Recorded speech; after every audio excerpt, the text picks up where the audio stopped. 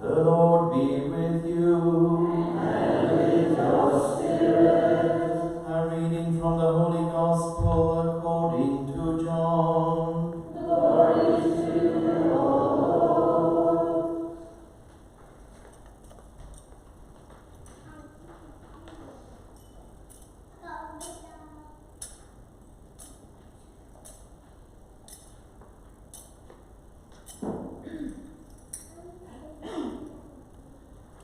As Jesus went along, he saw a man who had been blind from birth. His disciples asked him, "Rabbi, who sinned, this man or his parents, for him to have been born blind?" "Neither he nor his parents sinned," Jesus answered. "He was born blind so that the works of God might be displayed in him. As long as the day lasts, I must carry out the work of the one who sent me. The night will soon be here when no one can work. As long as I am in the world, I am the light of the world." Having said this, he spat on the ground, made a paste with the spittle, put this over the eyes of the blind man, and said to him, "Go and wash in the pool of Siloam," a name that means sent. So the blind man went off and washed himself, and came away with his sight restored. His neighbors and people who earlier had seen him begging said, "Isn't this the man who used to sit and beg?" Some said, "Yes, it is the same one." Others said, "No, he only looks like him." The man himself said, "I am the man." So they said to him, "Then how do your eyes come to be open?" "The man called Jesus," he answered, "made a paste, daubed my eyes with it, and said to me, 'Go and wash at Siloam.' So I went, and when I washed, I could see." They asked, "Where is he?" "I don't know," he answered. They brought the man who had been blind to the Pharisees. It had been a Sabbath day when Jesus made the paste and opened the man's eyes. So when the Pharisees asked him how he had come to see, he said, "You put a paste on my eyes, and I washed, and I came, and I can see." Then some of the Pharisees said, "This man cannot be from God. He does not keep the Sabbath." Others said, "How could a sinner produce signs like this?" And there was disagreement among them. So they spoke to the blind man again. "What have you to say about him yourself, now that he has opened your eyes?" "He is a prophet," replied the man. However, the Jews would not believe that the man had been blind and had gained his sight without first sending for his parents and asking them, "Is this man really your son, who you say was born blind? If so, how is it that he is now able to see?" His parents answered, "We know he is our son, and we know he was born blind, but we don't know how it is that he can see now, or who opened his eyes. He is old enough, let him speak for himself." His parents spoke like this out of fear of the Jews, who had already agreed to expel from the synagogue anyone who should acknowledge Jesus as the Christ. This was why his parents said, "He is old enough, ask him." So the Jews again sent for the man and said to him, "Give glory to God. For our part, we know that this man is a sinner." The man answered, "I don't know if he is a sinner. I only know that I was blind, and now I can see." They said to him, "What did he do to you? How did he open your eyes?" He replied, "I have told you once, and you wouldn't listen. Why do you want to hear it all again? Do you want to become his disciples too?" At this they hurled abuse at him. "You can be his disciple," they said. "We are disciples of Moses. We know that God spoke to Moses. But as for this man, we don't know where he comes from." The man replied, "Now here is an astonishing thing. He has opened my eyes, and you don't know where he comes from. We know that God doesn't listen to sinners, but God does listen to men who are devout and do his will. Ever since the world began, it is unheard of for anyone to open the eyes of a man who was born blind. If this man were not from God, he couldn't do a thing." "Are you trying to teach us?" they replied. "And you, a sinner through and through, since you were born?" And they drove him away. Jesus heard they had driven him away. And when he found him, he said to him, "Do you believe in the Son of Man?" "Sir," the man replied, "tell me who he is, so that I may believe in him." Jesus said, "You are looking at him. He is speaking to you."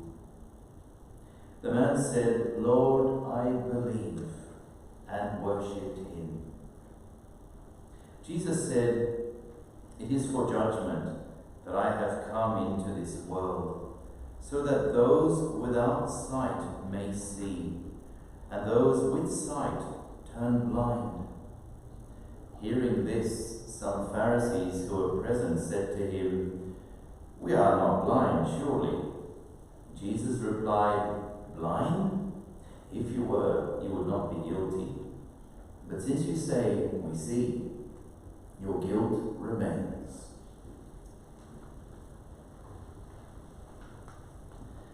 The Gospel of the Lord. Praise to you, Lord Jesus Christ.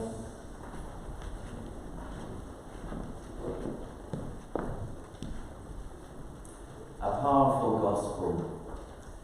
Notice when, before Jesus cures him and begins to pay him attention, the way St. John presents the gospel story to us is the people are talking about the blind man. It's the disciples. And ask him, who sinned, this man or his parents, for him to be born blind? And it's right there within earshot, right? But he says nothing. The blind man only speaks up when they are arguing now about, is he really the one, or does he just look like the one? He says, "I am the man." You see, because what St. John is trying to teach us, part of biblical theology within the gospel, is that when we move from blindness to sight, there's a movement in the right direction. He is silent as long as he is still blind. But once he can now see, his power of speech, so to speak, also returns, even though there is nothing mentioned there about him being dumb to start off with. And so today, as we continue our series of homilies I continue my series of homilies on sacrificial giving. Today I want to talk about sacrificial giving in terms of our talent. Last week I spoke in terms of our time, and we had a chance to reflect on that. Now, in terms of our talent, how do I sacrifice myself in terms of my talent? You see, because when we move and we discover our talents, there's actually a movement within us from blindness to sight. And you might ask yourself, well, how does that take place? Because when I discover a gift that God has given to me, then I'm actually growing in my self-knowledge. I'm growing in my self-awareness. My eyes, my spiritual eyes obviously, have opened up to a new insight into myself. And so just as the blind man doesn't gain and find his power of speech until he gains his sight, so too for us, when we discover the various gifts that God has given to us, then we have indeed gained a clearer sight. I don't mean that we're totally blind spiritually about ourselves, but we've grown in that understanding. So, 3 questions, 3 answers. First of all, what is talent? What is talent? When we say sacrificial giving in terms of our talent, a talent is something that we haven't worked for. It is a gift that God has given to us. And we have a decision to make about how we use it, but it's a gift. We are the receptacle of it. Now we can decide whether we want to work it, and when we work our gifts, we become better at them. But that's what it is. A talent is a gift given by God to us. One of the mistakes that I believe children are often misled into thinking these days is, my son, my daughter, you can be anything you like when you grow up. But while this is true in many cases, and in terms of certainly work hard and you'll get the places, it can also be misleading. If someone has 2 right hands, I wouldn't tell them you should be a gymnast, because it sounds like they don't really have a gift for gymnastics, or 2 left hands for that matter. I'm left-handed, so I pick on the right-handed people. You don't tell me I can be a great water skier, because I tried many years ago, water ski, and I had a hopeless time trying to get up. Now, there might be some talent there for it, but more than likely, I don't. It's better to tell me, ride a bike, you'll do better. Go mountain biking, whatever, do something like that. So in other words, we need to be realistic, to recognize that no one actually has all the gifts. No one. Absolutely no one. But we all have gifts. And it's about discovering what those gifts are. And as we do, we grow into an insight and awareness of ourselves. When I was, probably 12, 13, and forced into the Laetare concentration camp, Dad making me work on the concreting, or putting a fence up, or building a garage, or whatever. Dad was incredibly talented like that. And so Saturday mornings around, they said, "Oh, Dad, Saturday morning comes for playing. We want to play with." No, Saturday morning comes for work. You play for 5 days a week at school all the time. Because you see, schooling here was very different from his version of schooling growing up post-World War II Malta. But the reality, he often used to say to me, he says, "Son, work hard because you're no good for physical work." Well, thanks, Dad, for the vote of encouragement, But what he was saying is my attitude wasn't right for doing the physical work. And he wasn't trying to bluff me. He was just saying, work your head because you need to exercise some other gifts in order to get there and make it in life. And so it's about encouraging people to discover what their gifts are in the first place. So talent is a blessing really by the good Lord to do all sorts of things. Now, how do we discover what our talents are? Because this is a big question. If we can answer this question in a successful measure, then we are well on to the path of real self-discovery, and in that spiritual sense, move from blindness to sight. First of all, some might say, well, life experience teaches you what you're capable of doing or not. And to some extent, this is true. To some extent, it's true. Another way of learning and discovering what our gifts are is to be thrown in the deep end. Anyone ever been thrown in the deep end about something? Okay, a few hands come up. I've been thrown in the deep end anyway. I managed to swim, but just enough to get back to the shore. But this priest I know is retired now, and he said, we were talking about swimming one day, and I'm not a great swimmer, and he said, but he could swim. And he said, the most success I had was when whoever was teaching him how to swim just threw him in the deep end and said, "Swim, you little bugger," And of course he did, just out of sheer survival. But that's usually not the best way to discover what our talents are, because, well, it stretches us to the limits. It's fight or flight, so to speak. A third way in which we can learn what our talents are is by speaking heart to heart with those people who are closest to us and know us well. Sometimes we can think, I have no aptitude for this or that thing in my life. or in life. And they may look at us and say, you know what, I think you sell yourself short. I think you're actually very good at that. What I've seen you do in this or that thing. So friends, close friends, can actually help us a lot in discovering what we're good at. And other things we may be thinking we've got a gift for, and they say, no, it's not really your thing. At least not from my point of view. So, life experience, being thrown in the deep end, and our close friends. But is there another way in which we can actually discover our gifts, our strengths? And you'll be happy to know there is. You see, this is not the first time I'm asking, and others have asked this question. How do we discover? So I'm actually going to tell you there are several tools out there that can help you to discover your strengths. And why am I saying all this? Because if we discover our strengths, then we can put them to service of the community. And not just our parish communities.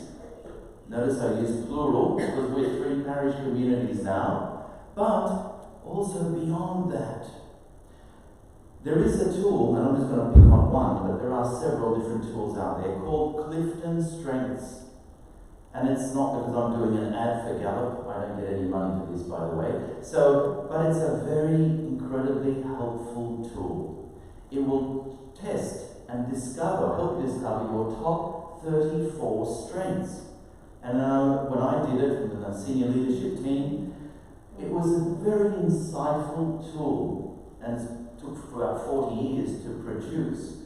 But it helps us to discover where our strengths lie and where our lesser gifts lie.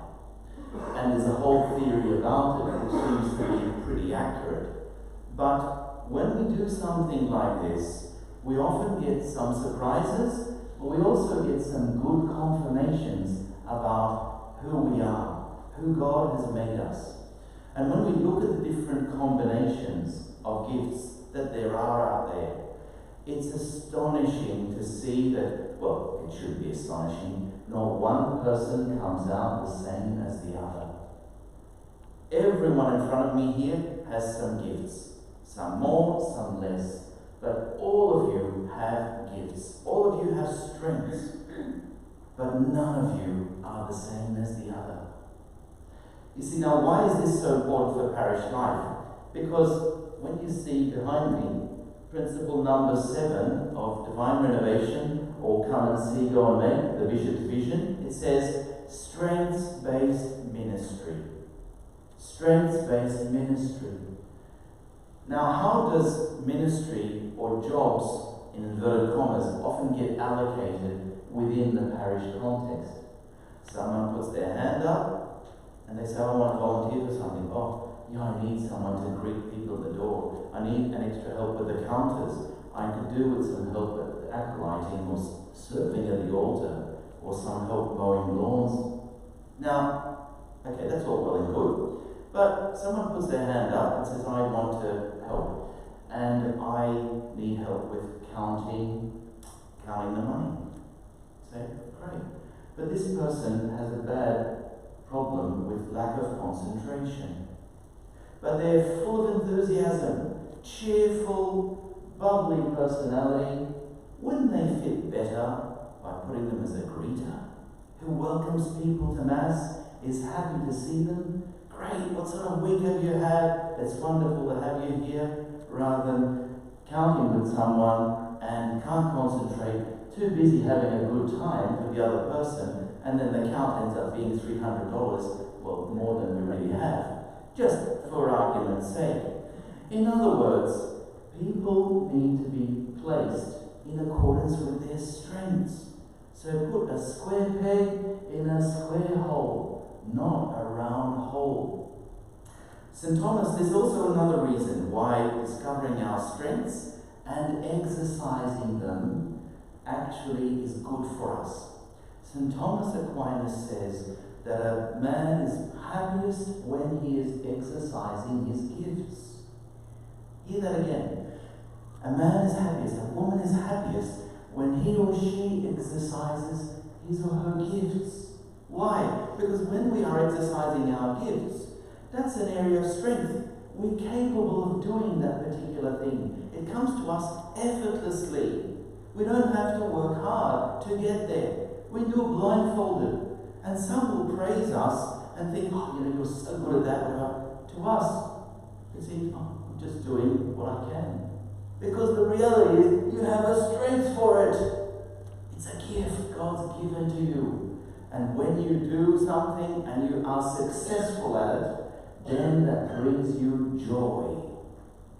Whereas, if you try to do something that you don't really have a strength for, a gift for, and you can work all the effort you like put into it, you may have some improvement in that area, but you're not really going to be great in that area. And the amount of effort that you have to put in order to make some improvement is disproportional. And that's no problem at all. We don't have to try and have all the gifts. Shine up the gifts that we have. And then God will provide others around us with other gifts that we don't have. One of the things that I was told by the Divine Renovation coaching and so forth is, Father, when you're picking your team, senior leadership team, pick people who aren't like you. Listen to that again. Pick people who are not like you. I said, what do you mean? I don't want to be arguing with people, having weekly meetings with them and so. No, that's not what we mean.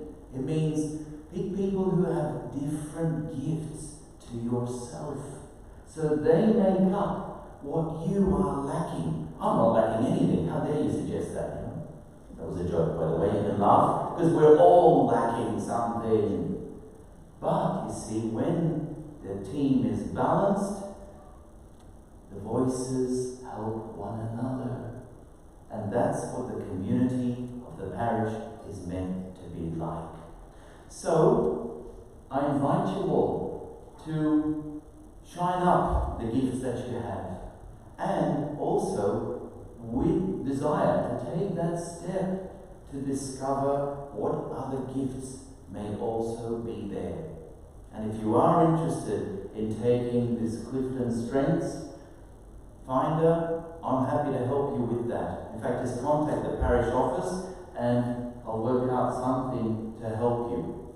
But this is not the only tool. It's just a very effective tool. But seek to discover. In other words, you might think, well, what's this got to do with spiritual health and growth in Christ?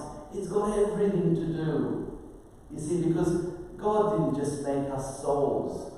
He made us bodies and souls united as human beings. And we must live on this earth.